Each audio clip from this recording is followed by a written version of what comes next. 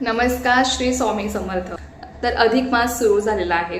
या अधिक मासामध्ये आपल्या मुलांच्या उज्ज्वल भविष्यासाठी, त्याचबरोबर आपल्या आयुष्यातली संकट निवारण होण्यासाठी आपल्याला या महिन्यामध्ये दीपदान करायचं असतं। दीपदानाला या अधिक मासामध्ये अत्यंत महत्त्व आहे आणि त्याचं जे काही महत्त्व आहे ते भगवान विष्णूंनी मातलक्ष्मीला सांगितलं होतं। त्यामुळे असं म्हटलं गेलं आहे की जो कोणी व्यक्ती या महिन्यामध्ये दीपदान करेल त्याच्या आयुष्यामध्ये जे काही अनिष्ट आहे, जे काही संकट आहेत, दुःख आहेत ते नक्कीच दूर होतील आणि त्याची प्रगती होईल। त्याच्या मुलांच्या भविष्यासाठी, त्यांच्या मुलांच्या प्रगतीसाठी हे दीपदान अत्यंत महत्त्वाचं मानलं जाईल।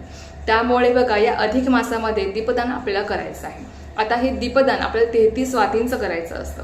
आता वाती कशा बनवाव्यात, त्याचबरोबर हे दीपदान आपल्याला कुठे करायचं आहे, कसं करायचं आहे, कुठला मंत्र बोलायचा आहे, ही संपूर्ण माहिती मी तुमच्यासोबत शेअर केली आहे।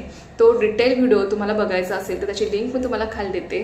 त्या लिंकवर जाऊन तुम्ही अवश्य संपूर्ण व्हिडिओ बघा, जेणेकरून तुम्हाला कुठलाही प्रश्न उरणार नाही आणि त्यानुसार दीपदान करण्याचा प्रयत्न करा। बघा, दिवा हा आपल्याला अंधारातून प्रकाशाकडे आणत असतो। त्याचबरोबर या दिव्यासारखंच आपलंही आयुष्य उजळत जावो, आपलीही प्रगती हो, भरभराट हो, यासाठी आपल्याला हे दीपदान करायचं आहे। तर नक्की करण्याचा प्रयत्न करा, जेणेकरून तुम्हाला अधिक पटीने पुण्य मिळेल। धन्यवाद। श्री स्वामी समर्थ।